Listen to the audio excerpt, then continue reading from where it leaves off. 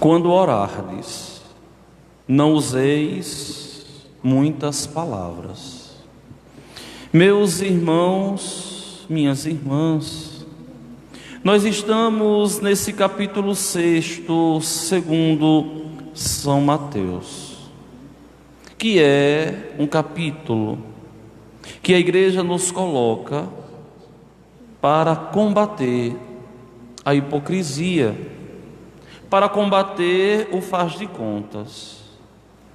Se vocês lembram bem do santo texto que ontem nós pregávamos aqui na igreja, nosso Senhor Jesus Cristo, Ele assim dizia: ficai atentos para não praticar a vossa justiça na frente dos homens, só para serdes vistos por eles.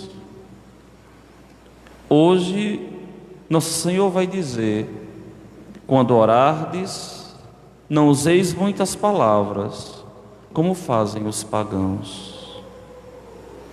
É impressionante, mas infelizmente, hoje em dia, é muito difícil encontrar um cristão católico que vive com coerência a sua fé, que entendeu o que é estar dentro da igreja, que o que é tomar parte no corpo místico de Jesus Cristo. Infelizmente, muitos ainda estão vivendo uma religião de faz de contas, uma religião de aparências, uma religião de não profundidade. Por que digo isso? Primeiro, vejam como os cristãos se relacionam com Deus. Uma oração muitas vezes tão xoxa, tão ínfima, tão pequena. Uma oração muitas vezes tão egoísta, de só pedir, pedir, pedir. Uma oração tantas vezes de faz de contas. Um Pai Nosso, uma Ave Maria, muitas vezes rezados de uma forma tão mecânica, que não preenche, que não completa. Muitas vezes uma oração tão vazia. É preciso que dentro de nós exista esse desejo de se relacionar com Deus, não como um faz de contas, mas uma oração amorosa que surge dessa necessidade natural que nós temos de nos relacionarmos com Deus. Uma oração que acalma, uma oração que nos devolve a paz, uma oração que nos preenche, uma oração que nos dá norte. Para rezar assim, é preciso verdadeiramente fazer uma opção, a opção de levar a sério a vida espiritual. Você pode vir à igreja, ser um católico de missa, comungar a Eucaristia, participar das pastorais, dos movimentos, cantar na celebração da missa, pode ser até padre, mas até bispo. Mas se não existir uma busca sincera por Deus na oração, é simplesmente um cumprir tabela. E é aqui que entra o problema. E é aqui que justamente se iniciam os problemas espirituais. Por quê? Porque eu preciso compreender e tomar posse e entender que eu estou me relacionando com uma pessoa, que eu estou me relacionando com Deus, na força de Deus, por Deus. É preciso que exista a calmaria, que eu esteja em paz, tranquilo, sem fome, sem sono. É preciso que eu esteja tranquilo para rezar. Por que digo? Porque uma pessoa com fome não reza bem, não consegue se concentrar, dá uma agonia. Com sono, a pessoa também não reza bem. É preciso que eu aprenda de verdade a me relacionar com Deus, que é uma pessoa.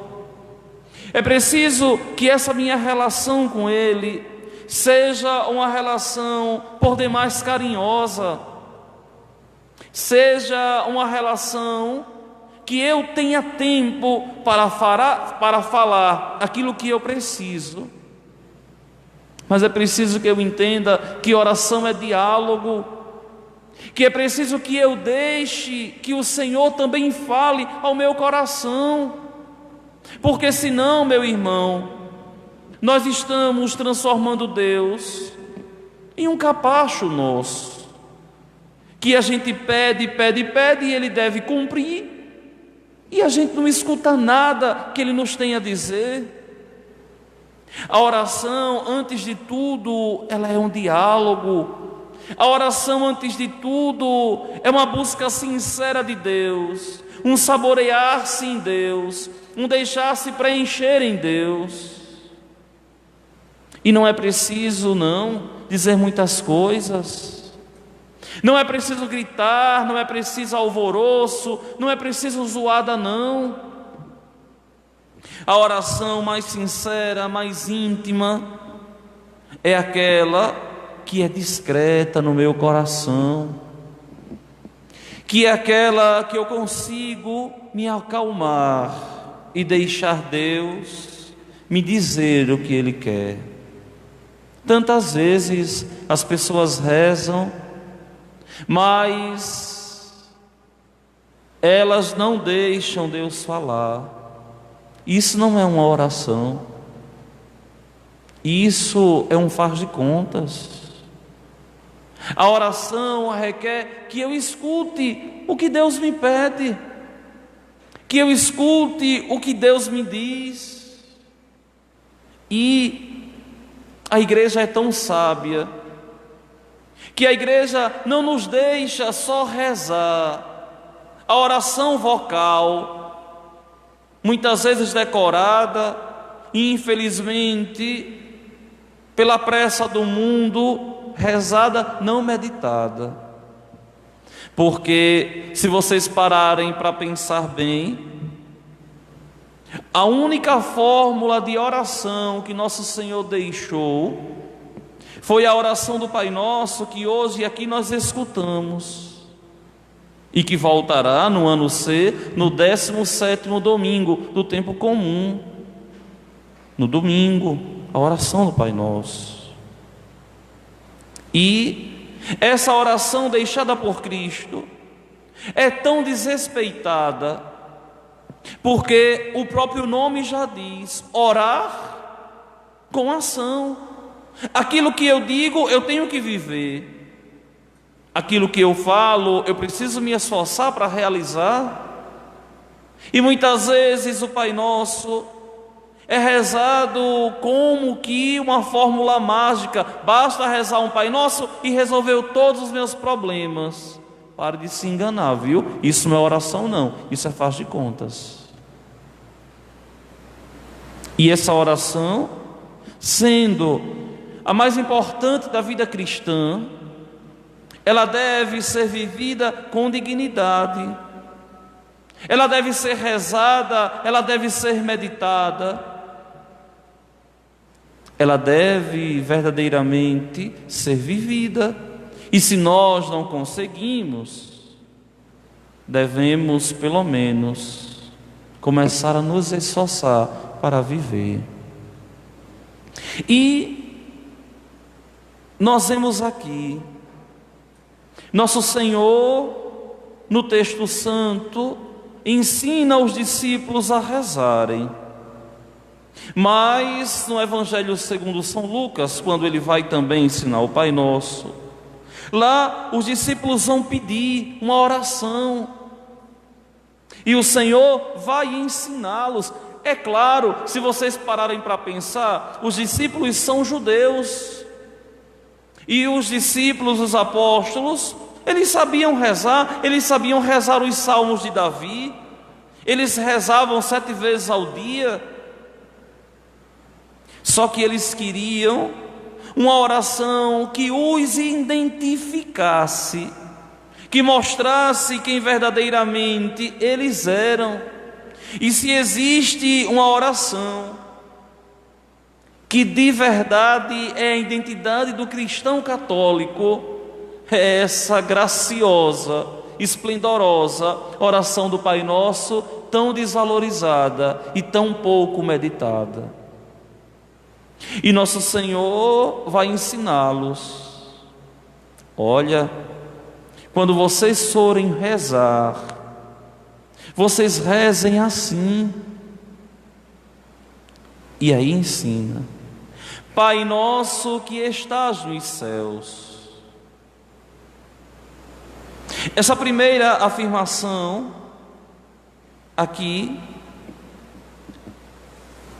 ela nos mostra o ser de Deus mesmo. Pai nosso que estás nos céus. Deus que está na sua habitação mais íntima, que o homem não conhece. Nessa habitação onde está o Pai, o Filho e o Espírito Santo, que se entendem, que se amam eternamente, que é o grande mistério da nossa fé. O Pai que está nos céus, com o Filho, com o Espírito. O céu, nós temos que entender que não é um lugar. Eu já falei isso por esses dias, por esses meses. O céu não é um lugar. O céu é uma pessoa. Quem é essa pessoa? É Deus. Ir para o céu é ir para Deus. É por isso que a igreja sempre olha com muito carinho esse mistério da nossa fé. É por isso que a igreja olha com muita dignidade esse ser de Deus, esse nome de Deus que é santificado. Pai nosso que nos céus estás, santificado seja o teu nome. Como o nome de Deus deve ser santificado? A gente pode pensar que é só falando com a nossa boca. Não é não. É preciso que nós entendamos. É preciso que nós compreendamos que a santificação aqui passa obrigatoriamente pelas ações que nós tomamos, pelas ações que nós temos todos os dias. Santificar a Deus na minha vida, santificar a Deus com as minhas ações, santificar a Deus com o meu jeito de ser, com as minhas limitações, mas lutar todos os dias para santificar o Senhor, mas lutar todos os dias para que as minhas ações sejam santas, para lutar todos os dias para que eu consiga santificar o nome de Deus em mim, eu que sou sagrado, e é em mim que eu devo santificar o nome do Senhor. Por quê? Porque essa foi a razão pela qual Deus se encarnou, assumiu a nossa condição, pregou a sua doutrina, os seus ensinamentos e morreu na cruz. A morte de Cristo foi por mim, pelas minhas misérias. A morte de Cristo foi por ti, pelas tuas misérias. Cristo morreu por nós. Por quê? Porque Deus nos ama. É por isso que nós temos a obrigação moral de lutarmos para ser santos, mesmo que ainda não o consigamos. Mas é preciso que exista esse desejo de crescer em santidade, santificando a Deus. E vejam que um cristão, quando ele se encontra verdadeiramente com nosso Senhor, a vida dele nunca mais é a mesma. Nunca mais. Muitas vezes eu vejo aqui na minha paróquia, em tantos lugares, tantas pessoas que começam a servindo a Deus com tanta euforia, com tanta alegria, e o tempo vai passando e as pessoas vão esfriando. Por quê? Porque talvez o serviço a Deus na igreja era em nome próprio e não em nome de Deus. Porque talvez não conseguiu se encontrar com o Senhor, que é belo. E quem contempla essa beleza de Deus nas nossas próprias vidas é incapaz de ir embora. Embora muitas vezes a tentação ela bate na nossa porta, muitas vezes a tentação vem com um desânimo tão grande, da cara feia de uma pessoa em um movimento, o desânimo vem da incompreensão do outro, o desânimo vem porque o padre é duro, porque o padre falou alguma coisa que eu não gosto, o desânimo vem porque eu não tenho paciência de ficar na igreja 1h30 rezando, porque sou mais carne do que espírito. O desânimo vem porque parece que eu rezo e Deus não escuta a minha oração. Olha, meus irmãos, eu vou dizer uma coisa tão séria. É preciso que nós entendamos que o segredo no seguimento de Cristo não é encontrar com o Senhor, mas é perseverar no encontro. Todos os dias é preciso que eu busque encontrar esse Deus.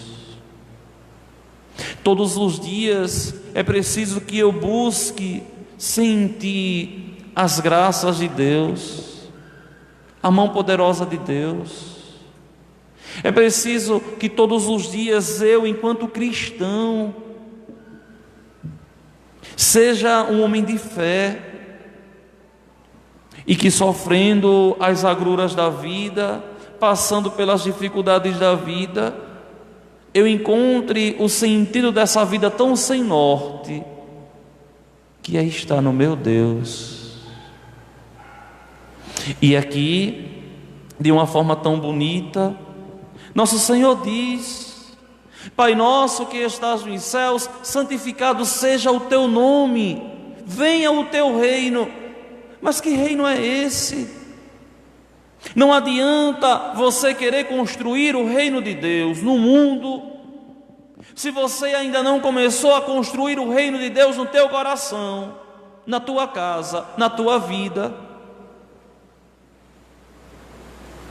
É preciso que esse reino, ele comece a acontecer dentro de você. Eu vim descobrir isso, já padre, com 2, 3, 4 anos. Poderia ter crescido muito mais se tivesse descoberto isso lá atrás. E hoje, depois dos 4 anos dessa descoberta tão maravilhosa, eu vejo que o sentido da vida consiste verdadeiramente em começar a viver o céu em mim, onde uma cara feia não pode me desanimar. O que eu falo para mim serve para você. Onde a preguiça não deve me afastar de Deus. Onde as agruras e as dores da vida não podem roubar a minha fé. E nós que vamos ficando maduros, a gente começa a perceber que a vida é dura, que a vida não é um sonho encantado, que nós passaremos por muitas dificuldades, porque o próprio demônio foi enviado para cá, expulso do céu, para nos atormentar, para nos destruir, para nos afastar de Deus. É por isso que a gente nunca vai ter a paz totalmente nesse mundo, e a nossa paz nós só teremos quanto nós nos aproximarmos de Deus e permanecermos em Deus. Seja feita, ó Pai, a tua vontade. Olha bem, veja o que é que nós rezamos. Seja feita, ó Pai, a tua vontade. Onde? Não é na vida do outro, não, é na minha vida. É Deus que, apesar das minhas infidelidades, pede para que eu viva o celibato, pede para que eu seja um homem paciente, pede para que eu seja um exemplo para os outros, embora muitas vezes não consiga. Mas essa é a vontade de Deus. E qual é a vontade de Deus para a tua vida? É que você destrua a sua vida? É que você se prostitua? É que você abandone a sua família para ir embora atrás de uma ilusão? O teu Deus morrendo na cruz e você abandonando a cruz?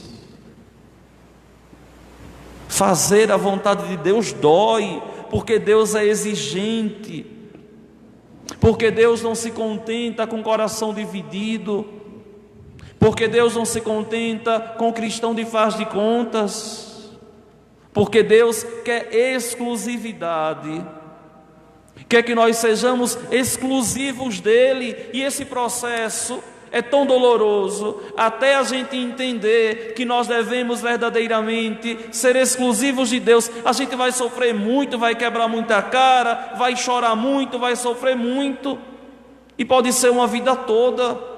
Mas o que Deus quer é exclusividade. Ele quer você todo dele, porque Ele já é todo seu. Ele quer verdadeiramente que nós sejamos todos dele, todinho, sem faltar nada. Ele não gosta de coração dividido.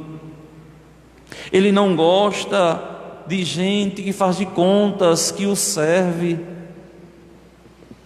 Ele não gosta de pessoas que não o escolhem. Parece meio estranho dizer ele não gosta, mas é uma linguagem mais próxima a nós, mais próxima para a gente absorver e entender a mensagem que eu estou falando. Talvez a palavra mais ideal seria agrada. Isso não agrada a Deus. Bora deixar assim que é melhor. Não agrada a Deus um coração dividido. Não agrada a Deus um coração frio. Não agrada a Deus um cristão que vive de fachada. Olha, eu estou esse tempo todo aqui na paróquia, Cheguei um menino seminarista, aqui me ordenei, aqui recebi os ministérios, aqui me ordenei diácono, aqui me ordenei padre. Já vou com 9 anos e tanto nessa paróquia.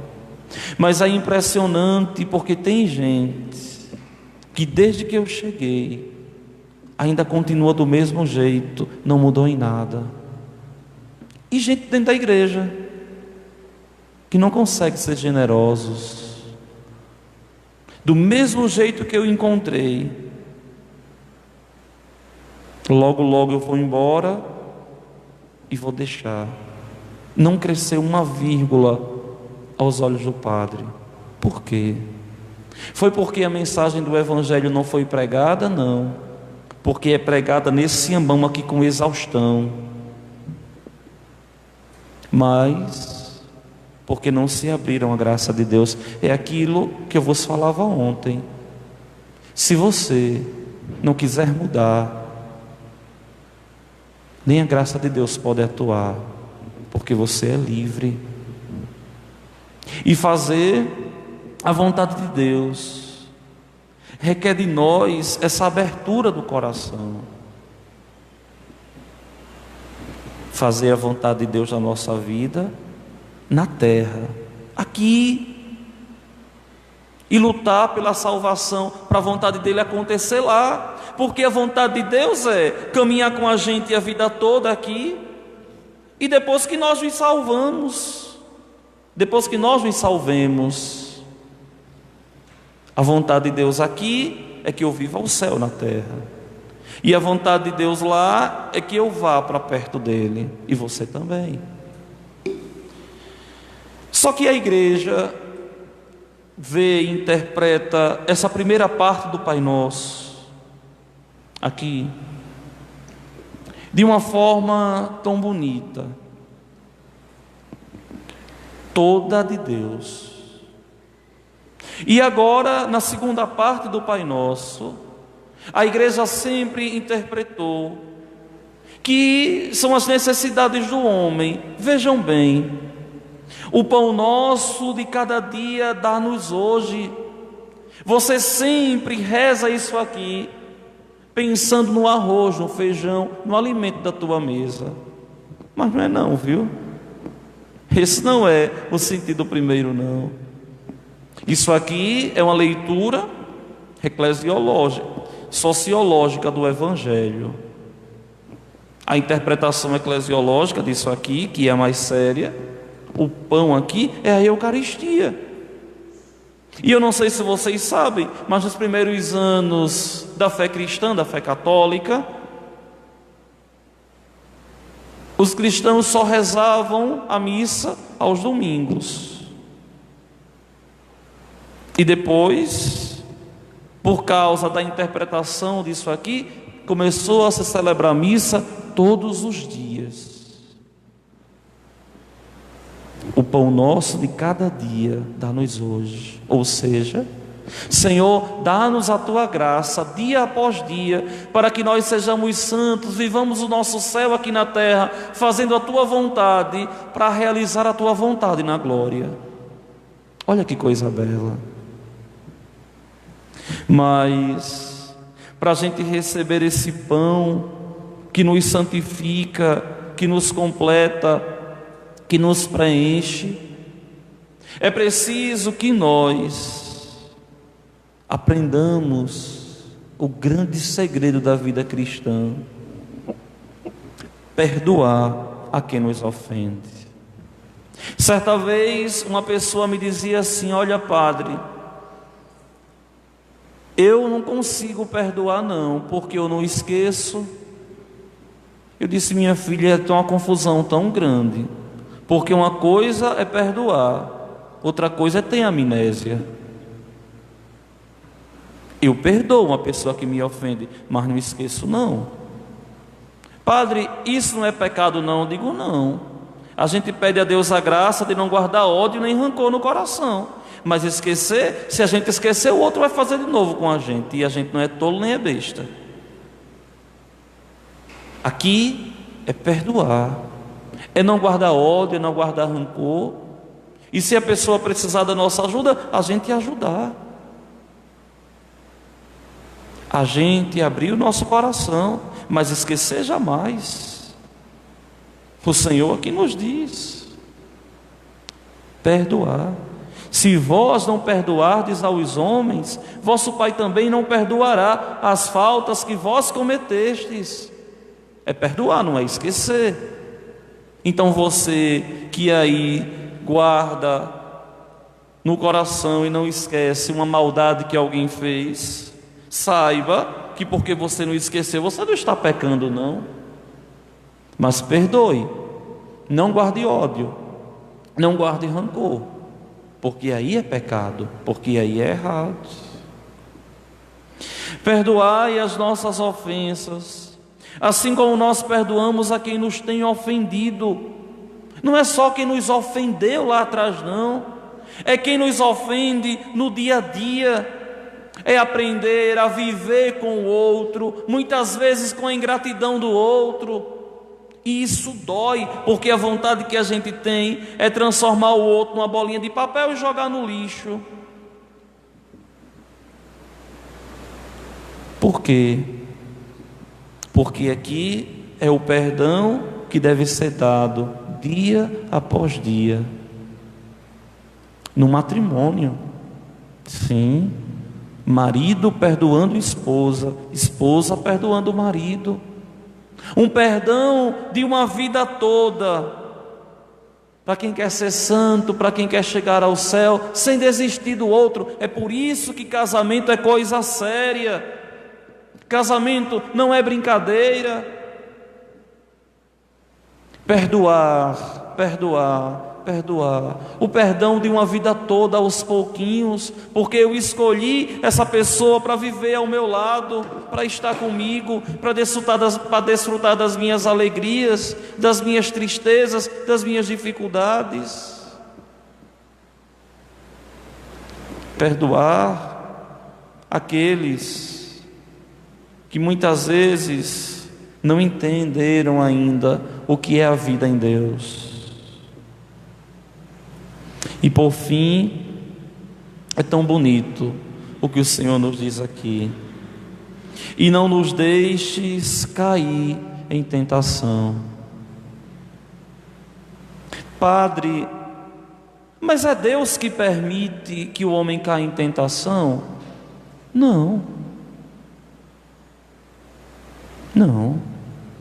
Aqui é uma súplica do homem pedindo a Deus que nos fortaleça na graça, para que na hora que a tentação vier, a gente não caia, para que na hora que a tentação vier, a gente verdadeiramente permaneça em Deus.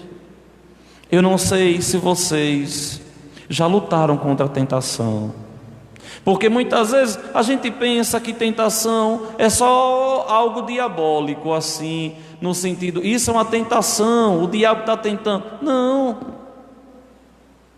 A tentação é quando a gente tem vontade de pecar, e esse pecado nos afasta de Deus, nos distancia verdadeiramente de Deus. A tentação que começa em pensamentos, e muitas vezes a gente está levando uma vida tão errada que a gente não consegue perceber isso, e muitas vezes acha comum. É por isso que a igreja, que é mãe, na sua sabedoria, nos ensina a lutar contra nós mesmos, porque são os três os inimigos de uma vida espiritual: o mundo, eu mesmo e o demônio. O demônio, o mundo e eu. São três inimigos que eu devo vencer para chegar ao céu. Por que eu, Padre? Porque nem tudo aquilo que o meu coração quer é bom para mim. Nem tudo aquilo que eu tenho vontade de fazer vai me levar ao céu.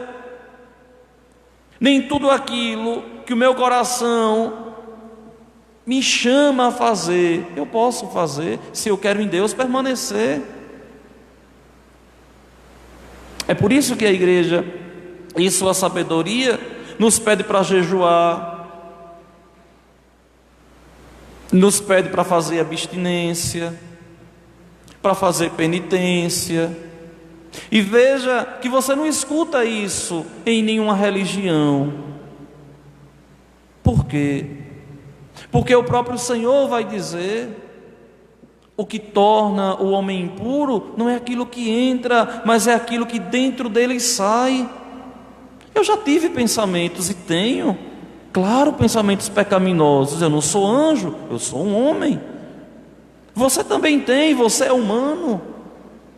Mas nem para todo lugar a gente pode olhar, nem tudo a gente pode escutar. Não. Por quê? Porque eu preciso me privar para não cair na tentação. É aquilo que eu vos dizia no mês de maio. É preciso correr. O corajoso, o cristão corajoso, é aquele que corre das ocasiões de pecado. Para quê? Para que não enfrente e não caia. Não ouse lutar contra a tentação. É melhor correr, porque se você lutar, você vai cair. Da tentação, do inimigo, a gente corre, a gente não enfrenta. Porque se a gente enfrentar, ele é mais forte que a gente e a gente vai cair. E por fim, o Senhor vai nos dizer: e livrai-nos do mal, e livrai-nos do tentador, e livrai-nos da garra de Satanás. Olha bem, se Jesus Cristo, que é Deus, com o Pai e o Espírito Santo, criou o demônio, porque o demônio foi criado bom, se Ele nos pede para que peçamos ao Pai, para que fiquemos livres do mal, nós não temos outra saída a não ser lutar verdadeiramente para não cairmos nos braços de Satanás. Porque uma vez que nós cairmos, difícil vai ser a gente sair de lá sem estarmos todos quebrados, manchados. Uma mancha que vai perdurar para a eternidade. As penas do pecado perdoado que permanecem. E se a gente morre sem ter as penas dos pecados perdoadas, a gente vai para o purgatório pagar centavo a centavo o que nós devemos para podermos ir para o céu. Ó meus irmãos e minhas irmãs, essa semana ou semana passada, não recordo, eu brinquei no Facebook colocando uma foto e dizendo assim: vamos para o céu. Mas esse deve ser verdadeiramente o desejo do nosso coração. Tudo que na vida nós façamos, repito, apesar das nossas misérias, das nossas infidelidades, deve ser em vista da nossa salvação, deve ser em vista da nossa eternidade, deve ser em vista da contemplação de Deus face a face, na eternidade e na glória do céu. Vamos, pois, ficar de pé e vamos juntos elevar os nossos pedidos e as nossas preces a Deus.